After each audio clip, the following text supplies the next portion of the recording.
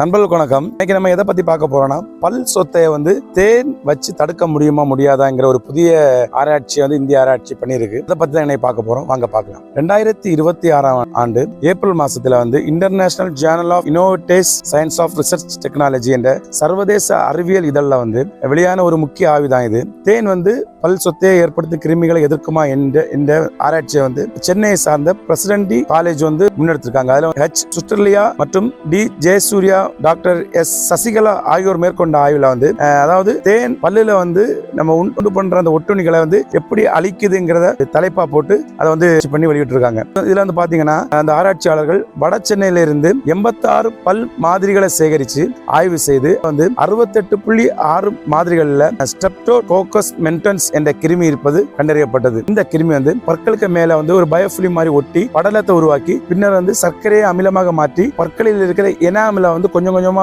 அது கரைச்சு மொத்தம் பல்ல சொத்தையாக பண்ணதா கண்டுபிடிச்சாங்க. இந்த கிருமியை ஒரு 3-4 வகை தேனை வச்சு இது பண்ணிருக்காங்க. மார்த்தாண்டம் தேன் அப்புறம் சித்திக், அப்புறம் ஆரஞ்சு பிளாஸ்மா அப்படிங்கிற ஒரு 3-4 வகை தேனை வச்சு இந்த பல்ல பரிசோதனை பண்ணிருக்காங்க. எல்லா தேனுமே கிருமிகள் வளர்ச்சியை தடுத்திருக்கு. ஆனா மார்த்தாண்டம் தேன் மிகவும் வலுவா எதிர்ப்பா அதை காட்டியிருக்கு. தேன் இதை எப்படி செய்யுது அப்படின்னு விஞ்ஞானிகள் விளக்கப்படி பார்க்கும்போது, தேனில் உள்ள அதிக அளவு சர்க்கரை கிருமியில் இருக்கிற நீரை இழுத்து வெளியேற்றி அந்த கிருமியை பலவீனப்படுத்துதான்.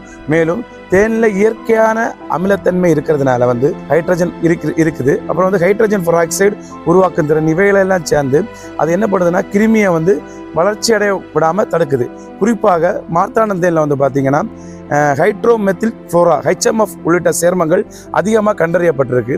இதனால கிருமிகளை அதிக அளவில் செயல்படாம அந்த ஒட்டுணியை குறைச்சிருதான். இந்த ஆய்வின் முடிவில் மார்த்தாண்டம் தேன் பார்த்தீங்கன்னா பல் சொத்தை ஏற்படுத்தும் கிருமிகளுக்கு எதிராக செயல்பட்டு அந்த பல்லுகளுக்கு அதிக பாதுகாப்பு கொடுக்கறதா இந்த ஆராய்ச்சி சொல்லுது. இருந்தாலும் இது பல் துவக்குதல் அல்லது பல் மருத்துவர் சிகிச்சைக்கு மாற்றானதல்ல. எதிர்காலத்துல இயற்கையாட்டு, அதாவது இந்த தேன் மூலமா பல்லுக்கு நிறைய நோய் எதிர்கொள்கிற இதை தயாரிக்கலாம் அப்படிங்கிற ஆராய்ச்சிகள் சொல்லியிருக்காங்க. நம்ம தேன்ல அமிலத்தன்மை இருக்குன்னு வீடியோக்கள்ல நம்ம சொல்லிட்டு இருக்கோம்.